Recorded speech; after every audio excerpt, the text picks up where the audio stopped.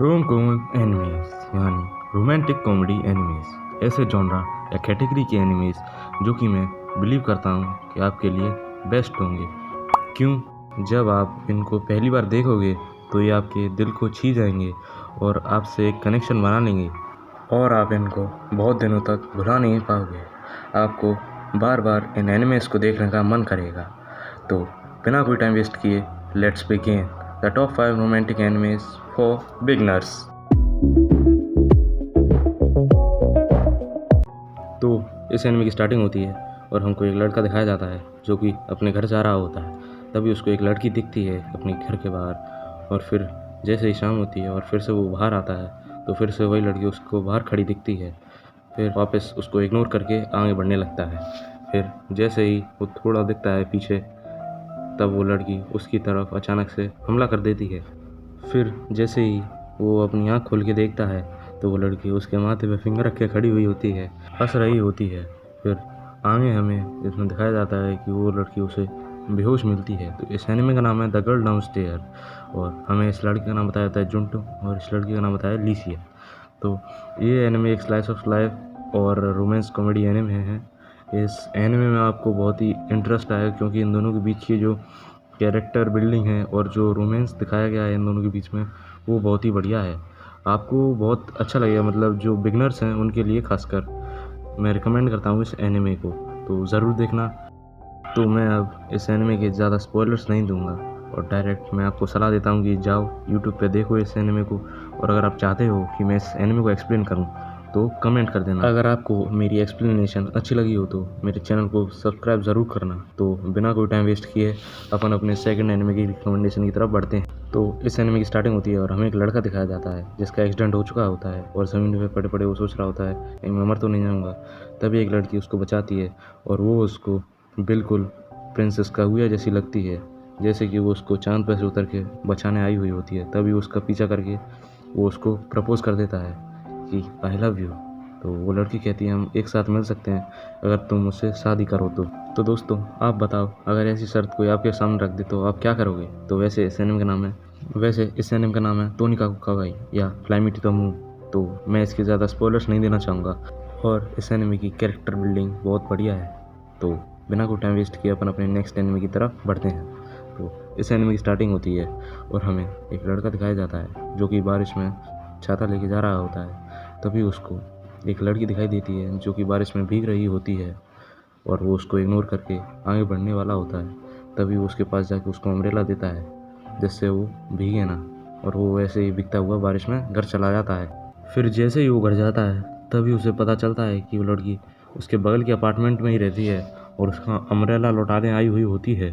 फिर हमें next scene में दिखाया जाता है कि वो बारिश में भीगने की वजह से बीमार हो चुका होता है और वही लड़की उसका ध्यान रख रही होती है और उसके माथे पे उसका बुखार उतारने के लिए पट्टी रख रही होती है। फिर हमें नेक्स्ट सीन में दिखाया जाता है कि वो लड़की उसके लिए खाना बना उसके साथ खा रही होती है। तभी वो उससे क्वेश्चन पूछता है कि तुम कहाँ रहती हो? तो वो उसको बताती है कि वो उसके बगल के अपार्टमेंट में रहती है। तो इस एनिमे का नाम है the angel next door spoils me rotten.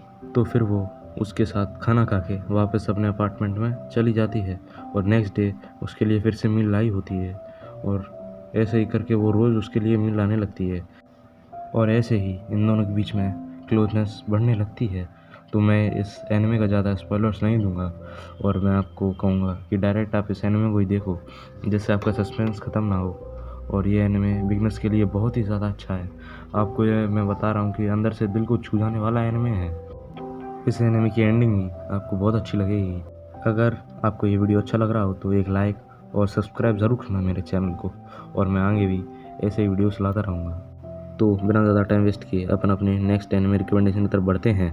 तो इस एनिमे की स्टार्टिंग होती है और हमें एक लड़का दिखाया जाता है जो मॉडर्न एनसाइक्लोपीडिया पढ़ रहा होता है और वो स्कूल में सब बच्चों को मारना चाहता है। फिर तभी वो लड़का बोलता है कि वो सबसे ज़्यादा इस लड़की को मारना चाहता है जो कि स्कूल में सबसे ब्यूटीफुल है और वो एक पार्ट टाइम मॉडल भी है। वो कहता है कि वो उसके सुंदर चेहरे को दर्द में देखना चाहता है। तभी हमें इस लड़की का नाम यामाडा बताया जाता है और उस लड़के का नाम इचिकावा बताया जाता है।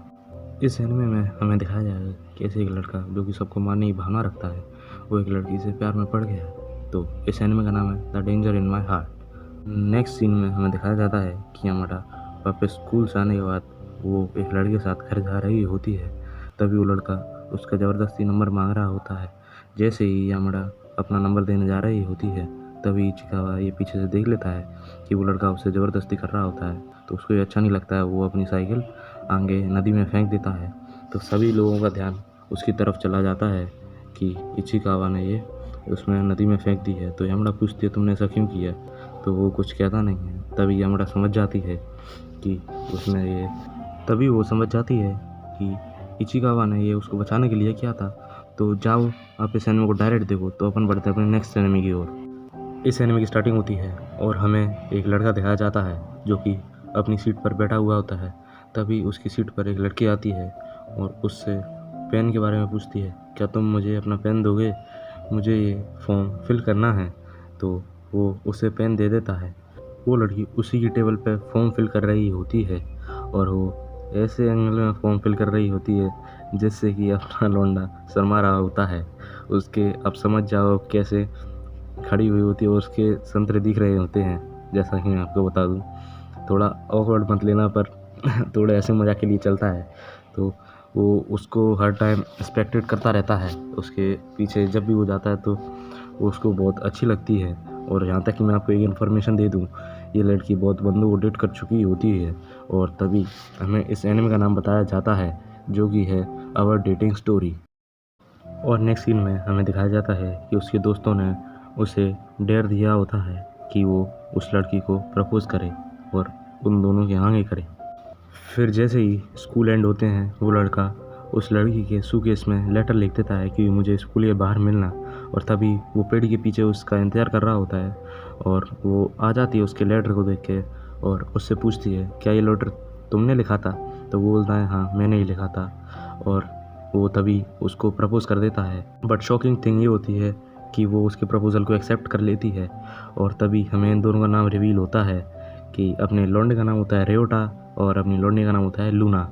तो नेक्स्ट सीन में हमें दिखाया जाता है कि वो दोनों वो लूना के घर पे आई हुए होते हैं।